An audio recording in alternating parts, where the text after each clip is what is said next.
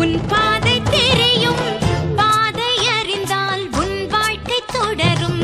வாழ்ந்து பாரடி பெண்ணே பெண்ணே, வாழ நினைத்தால் உன் பாதை தெரியும், பாதை அறிந்தால் உன் வாழ்க்கை தொடரும். வாழ்ந்து பாரடி பெண்ணே பெண்ணே.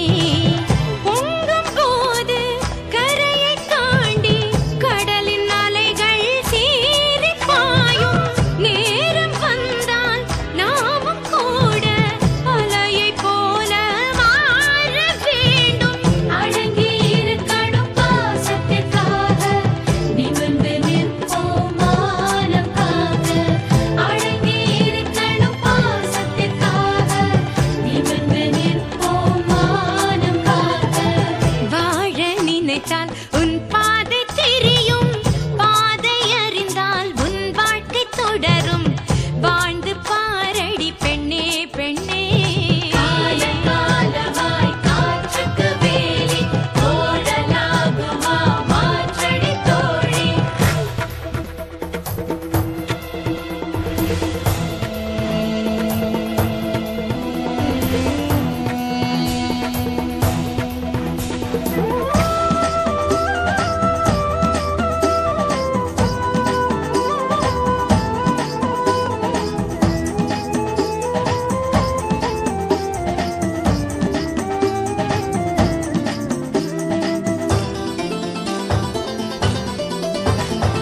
பெண்களின் இதயம் அன்பின் ஊற்று, கண்களின் வழியே அன்பை காட்டு. தோளின் மீது ஏறும் சுமைகள் யாவும் தாங்கும் பலம் வருமே. ஒவ்வொரு உறவும் உன்னை ஏற்று உன் வழி நடந்திடும் பண்பை ஊட்டு.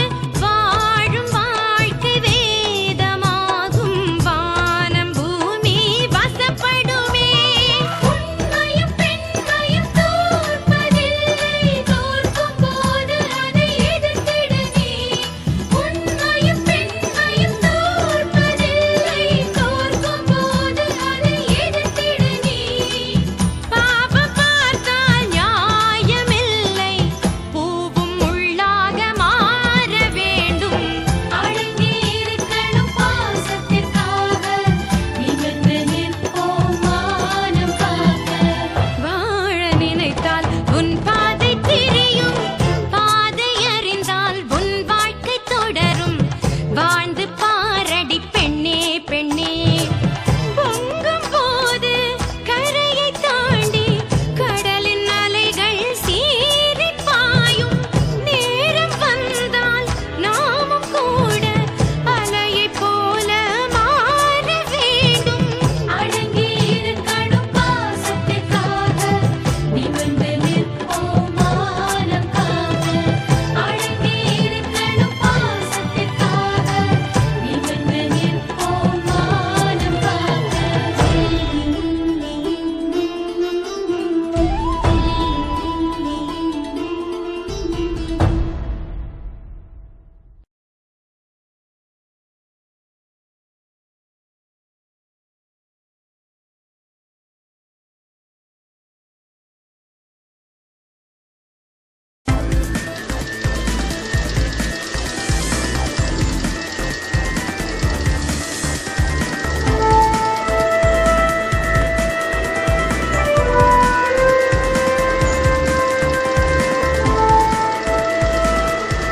இதை அட்டாச் பண்ணிருக்கீங்களா?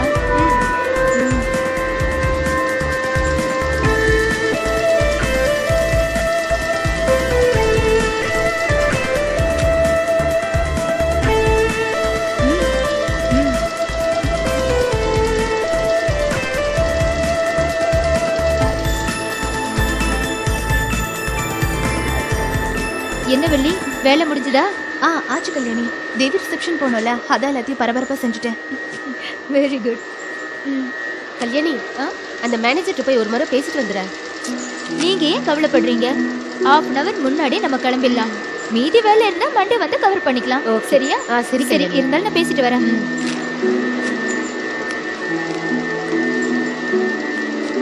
சார், இன்னைக்கு 31st. சாலரி தானே, லஞ்ச் டேட்லயே கொடுத்தாச்சுமா. ஐயோ அது இல்ல சார், இன்னைக்கு தேவியோட வெட்டிங் ரிசப்ஷன். ஒரு 1/2 hour பெர்மிஷன் உங்ககிட்ட கேட்டிருந்தோம். அது ஞாபகப்படுத்தலாம். சரிம்மா, salary வாங்கியாச்சுல்ல, நல்ல gift-ஆ வாங்கிட்டு போங்க. நீங்க கிளம்புங்கம்மா. Okay, thank you sir. ம். ஏ பிரேமா, என்னடி? மேனேஜர் கிட்ட போய் கேட்டேன். அவரே கிளம்ப சொன்னாரு. ஃப்ரெண்ட்ஸ் எல்லார்கிட்டயும் சொல்லி ரெடி ஆக சொல்லு. சரி. ம்.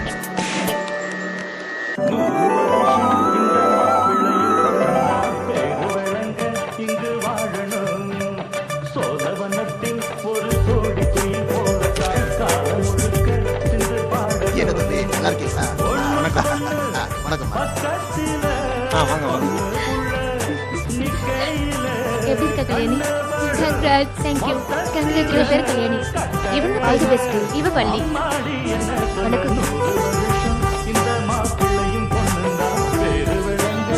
தேவி, மாப்பிள்ளை ரொம்ப நல்லா இருக்காருடி. நீயும் ரொம்ப அழகா இருக்க. ஐயோ, மாப்பா ரொம்ப சொல்லி விடுறாரு. இப்பவே முந்தானையில முடிஞ்சு வச்சுக்கோ. மாப்பிள்ளை சூப்பர். தேங்க்ஸ். ஐயோ, வெக்கத்தை பாருடா.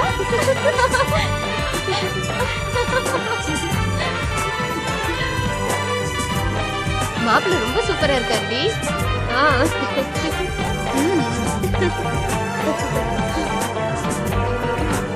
மாப்பிள்ளை உனக்கு பிடிச்சிருக்கா? ஏய், வெக்கப்படுறியா? ஓகேடி.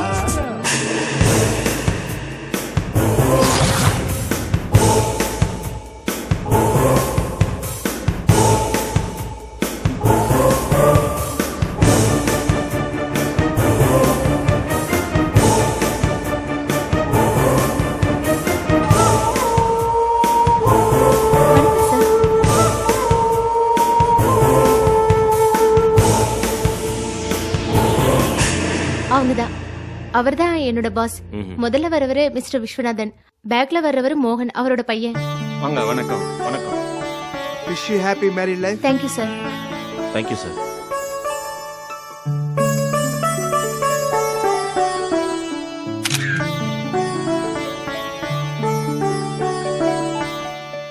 தேவி, கல்யாண ஆனத்துல எல்லாமே முடிஞ்சு போச்சு நினைச்சிடாத. அப்பப்போ கெஸ்ட் ஹவுஸ்க்கு வந்து போயிட்டு. நீங்க தான் பாக்கலையா?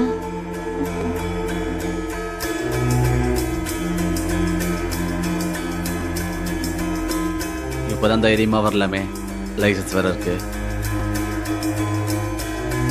ராத்திரில அவரு பகல்லண்ணா எப்படி?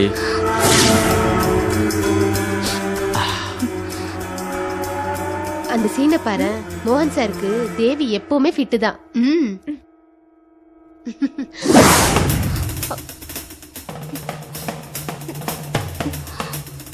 நாங்க கிளம்புறோமா? ஓகே, எங்க வீட்டுக்கு கண்டிப்பா வாங்க. கண்டிப்பா நான் வரேங்க. சார் சாப்பிட்டுட்டு தான் சரிங்க போகணும். பாத்தீங்கல்ல, ஒரு நான் வரேம்மா. கம்பெனில தான் 5000 பொண்ணுங்க வேலை செய்யறாங்க. ஆனா ரொம்ப கண்ணியமான ஆளு.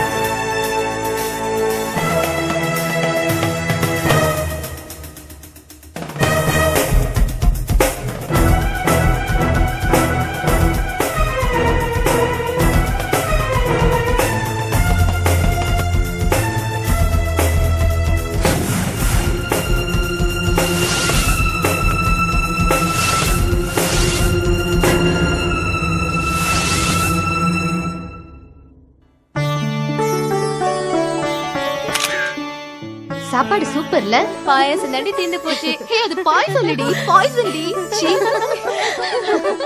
ஆமா, எங்க தேவியை காணோம்?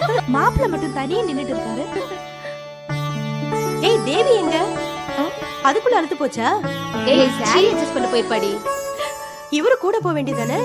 ஏய், அவ்வளவுதான். சாரியை சூஸ் பண்றதுக்கு பதிலா சும்மா இருக்குடி. ஐயையோ! சீக்கிரம் வாங்க.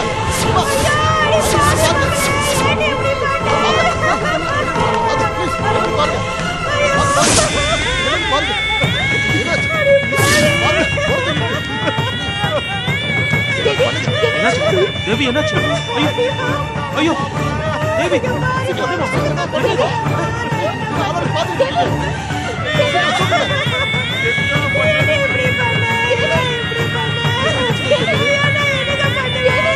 அம்மா,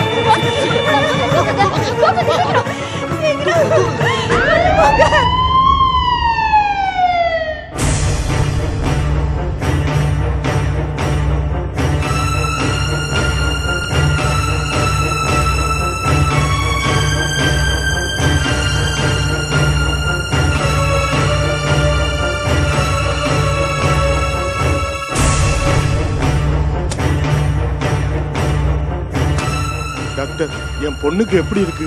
என்ன சார், பொண்ணை கட்டாயப்படுத்தி கல்யாணம் பண்ணி வச்சீங்களா? இல்ல அப்படி எல்லாம் ஒண்ணும் இல்லையே. பின்ன அவ தற்கொலை செஞ்சுக்க பாத்திருக்கா. Suicide attempt. இது போலீஸ் கேஸ் தெரியுமா? டாக்டர் தேவி இப்ப எப்படி இருக்கா? காப்பாத்திட்டோம். சரியான நேரத்துல கூட்டிட்டு வந்தீங்க. இப்ப சொல்லுங்க, என்ன நடந்தது? சத்தியமா தெரியல டாக்டர். ரிசப்ஷன் மேடையில கூட சாதாரணமா சிரிச்சு பேசிக்கிட்டு தான் இருந்தா. திடீர்னு புடவையை அட்ஜஸ்ட் பண்றதுக்கா உள்ள போனா அப்படியே மயங்கி விழுந்துட்டா. விஷம் சாப்பிட்டிருக்கா. முழுசா பம்ப் பண்ணி எடுத்துட்டோம். உயிருக்கு ஒன்னும் ஆபத்து இல்ல. ஆனா 2-3 நாள் இங்கே ரெஸ்ட் எடுக்கணும்.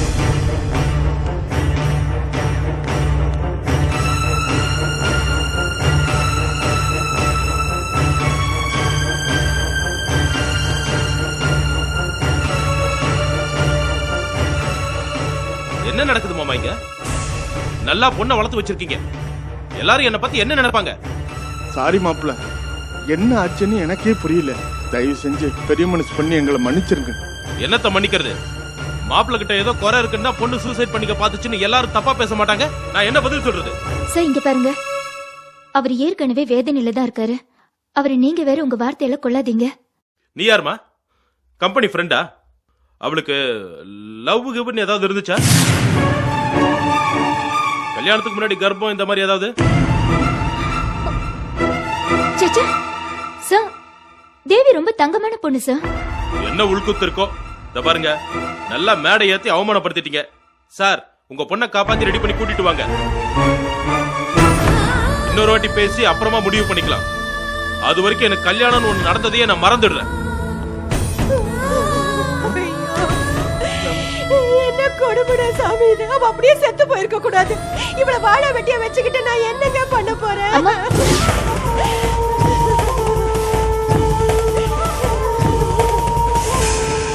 எப்படியாவது சமாதானப்படுத்தி அனுப்பி வைக்கலாம். என்னம்மா என்னாச்சு? தெரியல சார், திடீர்னு தேவி சூசைட் அட்டெம்ப்ட் பண்ணிட்டா. ஓ காட், என்ன சார், ஏதாவது வரதட்சணை பிரச்சனையா? அதெல்லாம் ஒண்ணும் சொல்லி இல்ல. நான் ஹெல்ப் பண்ணிருப்பேனே. அதெல்லாம் ஒண்ணும் இல்ல சார். அவங்க கேட்டதெல்லாம் கொடுத்தாச்சு. ரிசப்ஷன்ல கூட சிரிச்சு பேசிக்கிட்டு இருந்தால நீங்க கூட பாத்தீங்கல்ல. Yes yes. Was she normal? அதுக்கப்புறம் என்னாச்சு? கல்யாணி, எவ்வளவு செலவானாலும் பரவாயில்ல, நாங்க பாத்துக்கிறோம். டாக்டர்கிட்ட சொல்லிடுங்க. எஸ் சார், நீங்க எதுவும் செலவழிக்க வேண்டாம். பாவம், நீங்க ஏற்கனவே ஏகப்பட்ட பணம் செலவு பண்ணிருக்கீங்க. தேவி என் கம்பெனி ஸ்டாஃப், ரொம்ப வேண்டிய பொண்ணு. மொத்த ஹாஸ்பிட்டல் செலவு எங்களோடது. பாஸ்கர் சார். வாங்க. சொல்லுங்க சார். நீங்க நைட்டு ஃபுல்லா அங்கேயே ஸ்டே பண்ணுங்க. நாளைக்கு நீங்க ஃபேக்டரிக்கு வர வேணாம். Okay sir. அவங்க டிஸ்சார்ஜ் ஆகி வீட்டுக்கு போற வரைக்கும் அவங்க அப்பா கூட தான் ஆறுதலா இருக்கணும். ஓகே? சரி சார். கேர்ள்ஸ், உங்களுக்கு டைம் ஆகலையா? மணி 11 ஆச்சு. சரி, நம்ம கம்பெனி வேனை ஃபோன் பண்ணி வர சொல்லி அதில் உங்களை ட்ராப் பண்ண சொல்றேன். Thank you sir.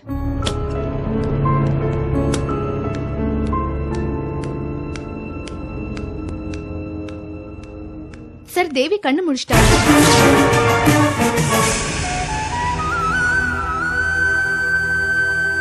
யாராவது ஒருத்தர் போய் பாருங்க, சரியா? கல்யாணி, நீ போய் அவளை பாருமா. அவளை பாக்குற தைரியம் எனக்கு இல்லம்மா. நீ போய் பேசி என்ன ஏதுன்னு அவகிட்ட விசாரிமா. போம்மா, போய் பாரு. சரி.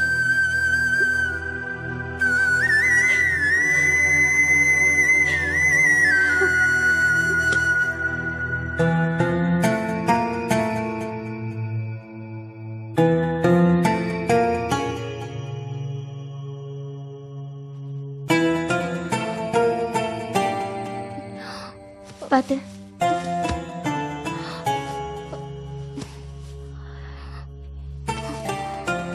என்ன தேவி இது? ஏன் இப்படி பண்ண? என்னமாச்சு? சொல்லு தேவி, அப்படி உனக்கு என்ன பிரச்சனை? கல்யாண நாள் அதுவுமா இப்படி பண்ணனா எதுவா இருந்தாலும் பேசி தீர்த்திருக்கலாம்ல. என்னம்மா, என்ன ஆச்சு? என்ன ஏன் காப்பாத்துனீங்க? அப்படியே விட்டுருந்தா நிம்மதியா செத்துருப்பல்ல. நீ சாகுற அளவுக்கு அப்படி என்னதான் பிரச்சனை உனக்கு? வாழ பிடிக்கலனா சாகதானே வேணும்.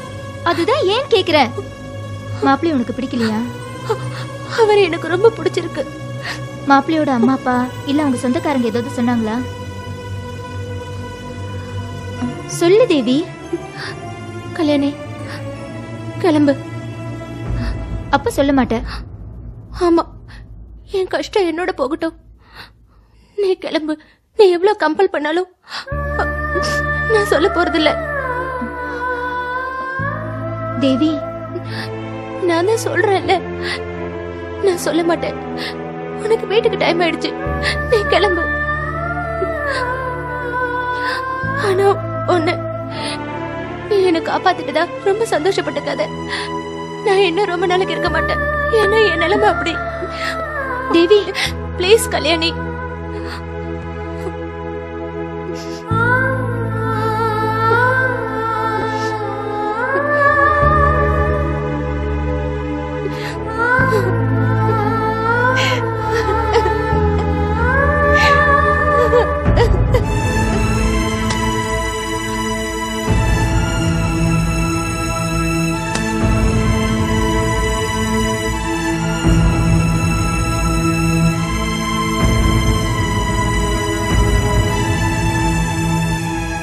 கல்யாணி, அவ ஏதாவது சொன்னாளாமா?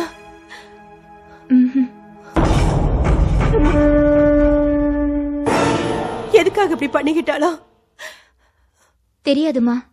நான் எவ்வளவோ கேட்டு பார்த்துட்டேன், ஆனா அவ எதுவும் சொல்ல மாட்டேங்கிறா. நான் வேணா பேசட்டுமா? இல்ல வேண்டாம் அங்கிள். இன்னைக்கு ஒரு நாள் விட்டு பாப்போம். நாளைக்கு எல்லாரும் சேர்ந்து பேசுவோம். ஆனா என்னம்மா? அவ மறுபடியும் இந்த மாதிரி பண்ணிக்க வாய்ப்பு இருக்கு. ஐயோ, அதனால அவளை ஜாக்கிரதையா பாத்துக்கணும். அவ ஏதாவது சொன்னாளா? ஆமா ஆண்டி, அவ இன்னும் சாகுற முடிவுல தான் இருக்கா. நம்ம யாராவது கூடவே இருக்கிறதா நல்லது. டோன்ட் வரி, டிஸ்சார்ஜ் ஆகுற வரைக்கும் பாஸ்கர் கூடவே இருப்பாரு. கேர்ள்ஸ், வேன் வந்துருச்சு, நீங்களே கிளம்புங்க. ரொம்ப நேரம் ஆச்சு. அப்பா நம்ம போலாமா? வரேன் கல்யாணி. சரி வரேன் சார். வரேங்க. சரி ஆண்டி, தேவியை பத்திரமா பாத்துக்கங்க. ஏதாவது இருந்தா போன் பண்ணுங்க. சரிம்மா, போயிட்டு வா.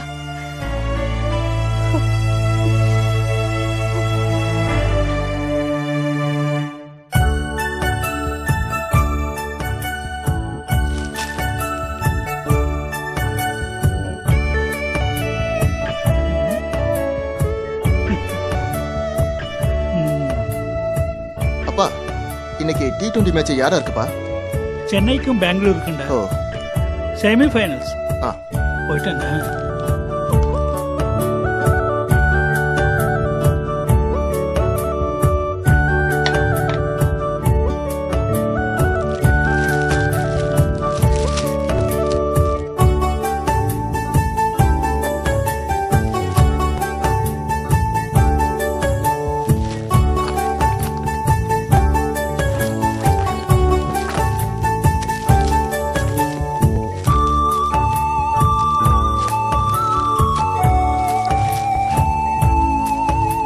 இந்தாம்மா.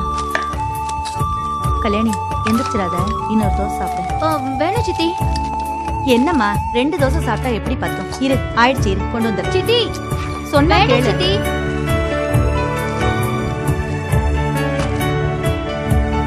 நேத்தே ஆஃப் நவர் பெர்மிஷன் எடுத்தேன் சித்தி. இன்னைக்கு சீக்கிரம் போகணும், நிறைய வேலை இருக்கு. ரெடி ஆயிடுச்சுமா, இதோ வந்துட்டேன். அந்த பொண்ணு சரியான லூசுடி. கல்யாணம் ஆன உடனே இப்படி பண்ணிக்கணுமா? எல்லாரும் உன்ன மாதிரி தைரியசாலியா இருக்கலாமா? ஆ? தள்ளுடா. இந்தா. ஐயோ சித்தி ப்ளீஸ், எனக்கு டைம் ஆகுது. நாளைக்கு சண்டே சேர்த்து வச்சு சாப்பிட்டுக்கிறேன். என்ன வேண்டாம் வேண்டாம். மட்டும் சாப்பிடுமா. ஐயோ,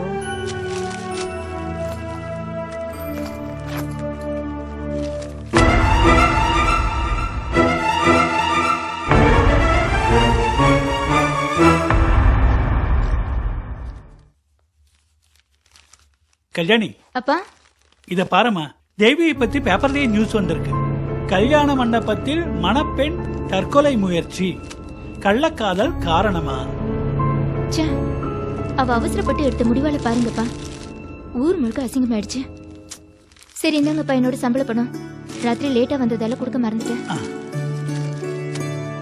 முருகா, நல்லா இருமா. இந்த சிவா, என்னக்கா? இந்தா கொடுத்துட்டு வந்துரு. வயிறு பத்தி எரியுதுக்கா. சிவா, பின்ன என்னக்கா, நீ சம்பாதிக்கல சரி பாதி அந்த ஆளுக்கு கொட்டி ஆள வேண்டியது இருக்க. முழுசா 6000 ரூபாய், 1 2 கிட்டத்தட்ட 10 வருஷமா கொடுத்துட்டு இருக்கோம். வட்டி மட்டுமே 7-8 லட்சம் ஆயிடுச்சுக்கா. இதெல்லாம் யாரால தெரியுமா? ஏண்டா என்ன பாக்குற? வாங்கின கடனுக்கு தானே வட்டி கட்டுறோம். முழுசா 12 லட்சம் வாங்கினேன். மாசத்துக்கு அரை வட்டி 6000 தான் கட்டுறேன். கரி பெருமாள் என் உயிர் நண்பனா இருக்கிறதுனால அரை வட்டிக்கு கடன் கொடுத்தான். இதே வெளியில இருந்தா 1.5-2 வட்டி தெரியுமா? என்னப்பா பெரிய உயிர் நண்பன், சும்மாவா கொடுத்தாரு அந்த ஆளு? வீட்டு பத்திரத்தை வாங்கி வச்சுக்கிட்டு தானே கொடுத்தாரு. அம்மா ஹாஸ்பிட்டல்ல உயிருக்கு போராடிக்கிட்டு இருக்கான்னு தெரிஞ்ச உடனே யோசிக்காம கடன் கொடுத்தானே, அது எப்படா மறக்க முடியும்? அப்பா, எனக்கு இந்த ஒரு கணக்கு தான் புரியவே இல்ல. அம்மாவுக்கு மெடிக்கல் எக்ஸ்பென்ஸ் சொல்லி எதுக்கு 12 லட்சம் வாங்குனீங்க? அந்த கேம நான் சொல்றேன். இது எல்லாமே அப்பாவோட கேம் தான். மொத்தம் 12 லட்சம் ரூபாய். அதுல 3 லட்சம் ரூபாய் தான் அம்மாவோட கேன்சர் ட்ரீட்மெண்ட்டுக்கு செலவாயிருக்கு. மிச்சம் 9 லட்சத்தை ஐயா ரியல் எஸ்டேட்ல இன்வெஸ்ட் பண்ணிருக்காரு. இப்ப அந்த இடமும் வில்லங்கமாகி அந்த இடம் 2 ரூபாய் தான் போகுது. டே சிவா, சும்மா இருடா. எப்ப பார்த்தாலும் அப்பாவை கரிச்சு குட்டிக்கிட்டே இருக்க. இப்ப நம்ம இருக்கிற வீட்டுக்கு வாடகை 6000 ரூபாய் கொடுக்கணும்னு நினைச்சுக்கோயேன். போ, கொண்டு போய் கொடுத்துட்டு வா. அவனை ஏன்டி இப்படி அடக்குற? மாசம் மாசம் அந்த 6000 ரூபாய் மிஞ்சி இருந்தா என் மாமியாரும் புருஷனும் கேக்குற நகையெல்லாம் கொடுத்துருக்கலாம்ல. நானும் இப்படி உங்களுக்கு பாரமா இருந்திருக்க மாட்டேன்ல. அதானே பார்த்தேன்.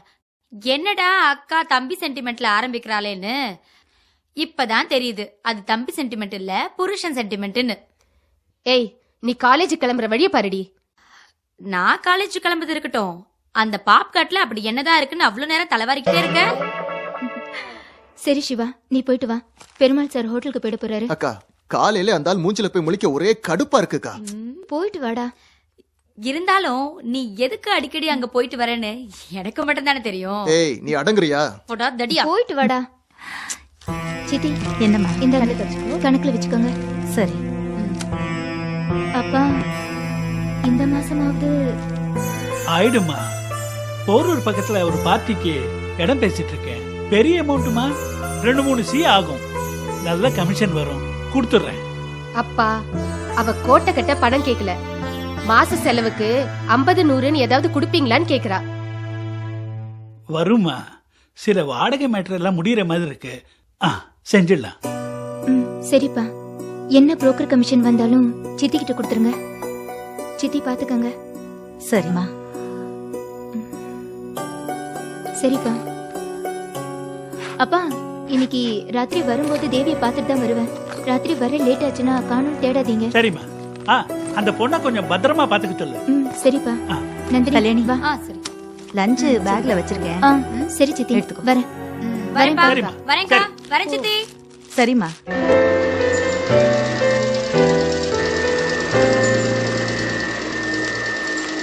பிரேமா, காலையில ஹாஸ்பிட்டல் போனியே, தேவி எப்படி இருக்கா? தேவி நல்லா இருக்கா. ட்ரிப்ஸ் எல்லாம் ஏத்திட்டாங்க. கூட அவங்க அம்மாவும் பாஸ்கரும் இருக்காங்க. அவ ஹஸ்பண்ட் வந்தாரா? அந்த அக்கிரமத்தை ஏண்டி கேக்குற? கல்யாண மண்டபத்தை விட்டு போனவங்க தான். மாப்பிள்ளையும் அவங்க வீட்டுல இருந்தும் யாரும் திரும்பி கூட பாக்கலையாம். ஹாஸ்பிட்டல் கூட வரலையாம். என்ன கொழுப்பு பத்தியா? பாவுண்டியவ. அவ எதனால விஷம் சாப்பிட்டான்னு தெரியல. ஆனா அது தெரிஞ்சதுக்கு அப்புறம் தான் யார் பக்கம் நியாயம் இருக்குன்னு சொல்ல முடியும். சரி, வேலையை பாரு. சரி, உங்களை சார் கூப்பிடுறாரு. யார், எம்டியா? இல்ல, மோகன் சார் கூப்பிடுறாரு. சரி.